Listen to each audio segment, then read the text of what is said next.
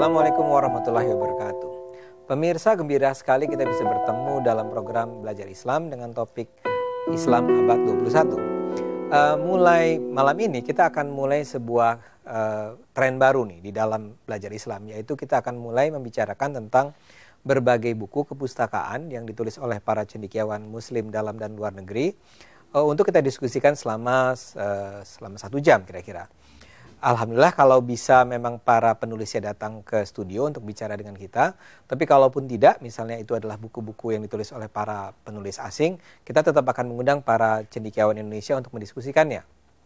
Kenapa buku jadi penting? Ya, kita tahu bahwa Islam mengatakan bahwa agama adalah bagi orang yang berpikir. Dan salah satu sumber untuk bisa berpikir adalah tentu saja buku-buku yang ditulis oleh banyak pihak. Nah, pada hari ini kita akan bicara tentang sebuah buku yang berjudul Sahabat Nabi. Topik kita sendiri, sebagaimana pemirsa sudah baca, adalah Sahabat dan Perang Siffin. Tapi itu bersumber pada sebuah buku yang ditulis oleh Pak Dr. Fuad Jabali, yang hari ini akan bicara bersama kita. Selama 1 jam ini kita akan bicarakan tentang buku ini dan komentar dari baik penulis maupun pengamat.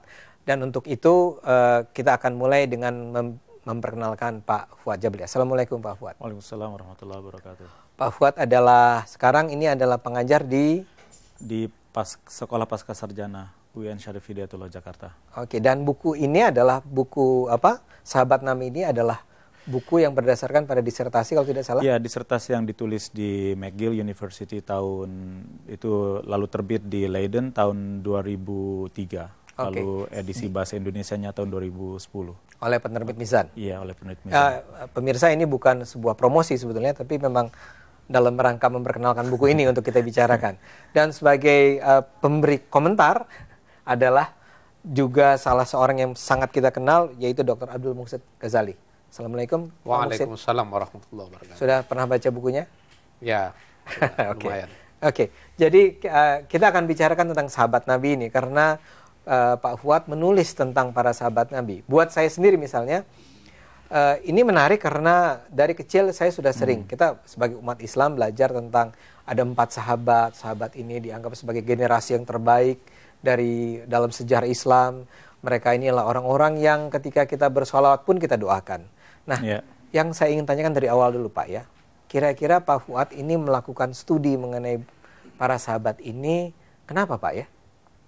Ya, persis sama dengan dikatakan Pak Ade, saya sudah kecil selalu diingatkan untuk mengikuti Nabi dan para sahabatnya. Nabi relatif saya ketahui, tapi sahabatnya hanya terbatas pada 4 orang saja, yaitu Abu Bakar, Umar, dan Utsman. Dan saya tahu juga belakangan bahwa sahabat itu jumlahnya ada sekitar 114.000 orang. 114.000 orang, tergantung definisi mana yang dipakai. Ya. Tapi kalau memakai definisi Ahlul Hadis itu ada 114.000. Dengan definisi siapa saja yang melihat Nabi dalam keadaan Islam dan wafat dalam keadaan Islam. Man laqiyan Nabi wa huwa muslim wa mata al-Islam, itu adalah sahabatnya. Jadi orang yang harus hidup di era dia ya. Dan melihat Nabi. Dan melihat. Kalaupun Nabi tidak melihat dirinya itu nggak ada masalah. Itu definisi siapa? Definisi Ahlul Hadis. Ahlul Hadis. Dengan definisi itu, jadi kita memasukkan semua orang yang melihat Nabi, walaupun Nabi tidak melihatnya, itu kita, kata Ahlul Hadis itu ada sekitar 114.000. Tetapi dari 114.000 itu, yang ada catatannya itu mungkin kurang dari 10% saja. Karena buku yang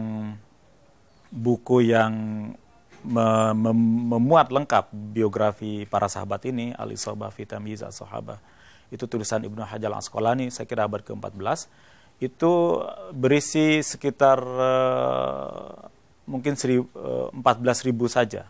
Itu sudah termasuk orang-orang yang 10%, tapi itu sudah termasuk orang yang dicurigai sahabat. Maksudnya apa itu? Ya, katanya dia sahabat, tapi ternyata bukan.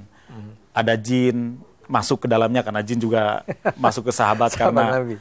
Dia juga dikenai jadi objek wahyu, dia pernah ketemu Nabi. Nabi Isa masuk karena dianggap belum meninggal, dan pernah melihat Nabi di langit waktu Nabi Isra Miraj, maka dalam definisi itu dia masuk juga sahabat.